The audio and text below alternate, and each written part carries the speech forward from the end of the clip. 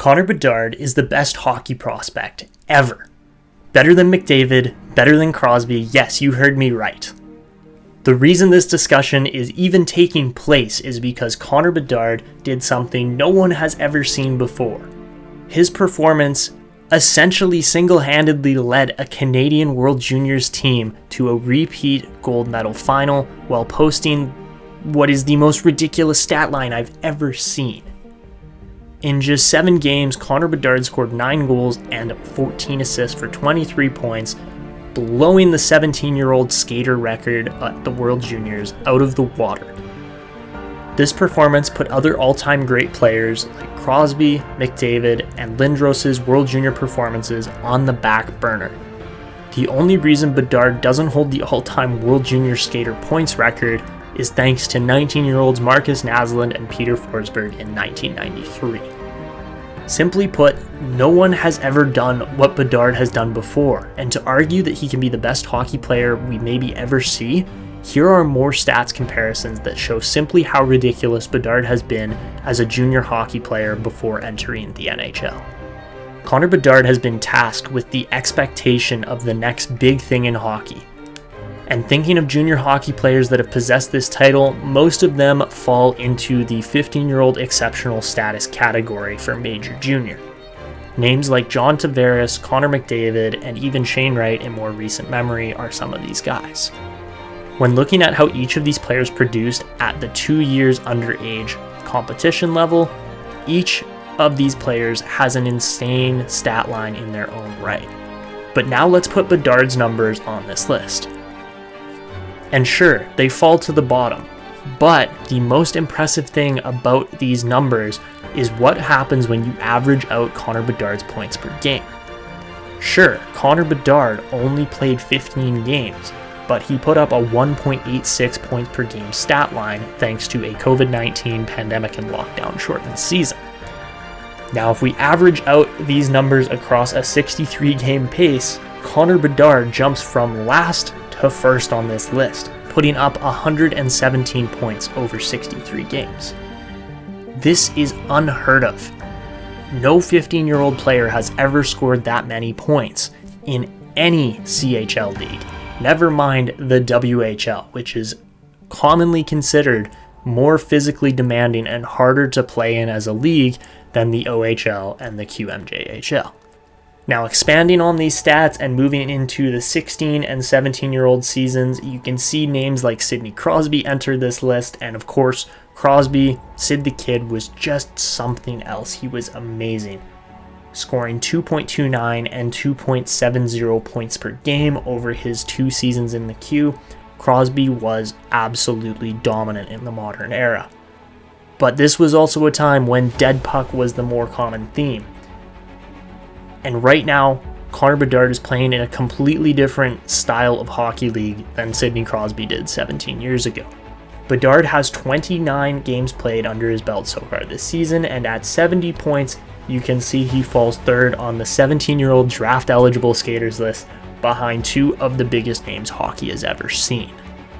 Averaging out this pace again over 63 games, Bedard is on pace for 152 points in the WHL. That is absurd.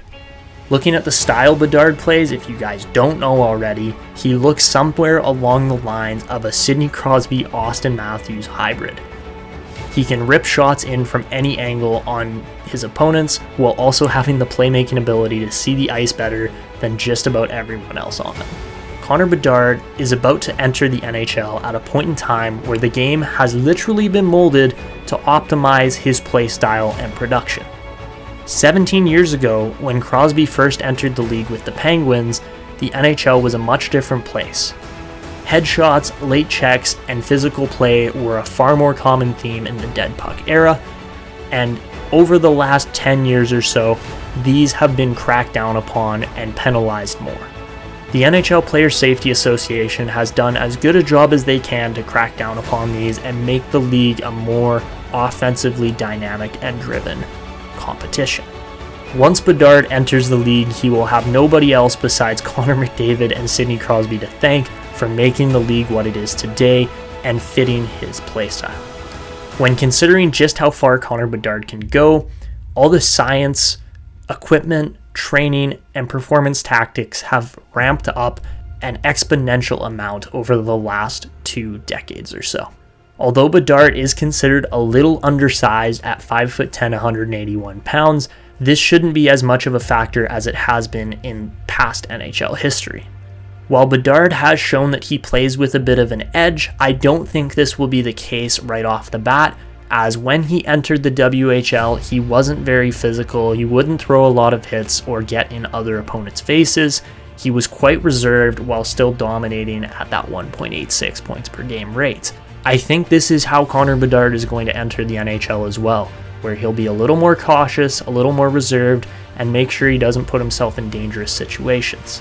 Of course, the NHL is a far more mean league than the WHL, but at the same time, I do think Bedard has what it takes. The final thing I don't think anyone has really noticed or realized up to this point is the hype factor Connor Bedard brings. Although players like Crosby and McDavid created massive amounts of buzz for being the next GOAT in hockey when entering the show, Connor Bedard is a little different. Listening to fans and analysts from the World Juniors, Bedard brings a level of hype more similar to the name of Michael Jordan of the NBA than anyone since Gretzky has possessed in the NHL.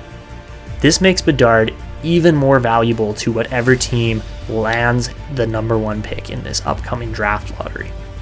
Before the World Juniors, Connor Bedard had only played in the WHL and the Vancouver area when regarding North American hockey competitions.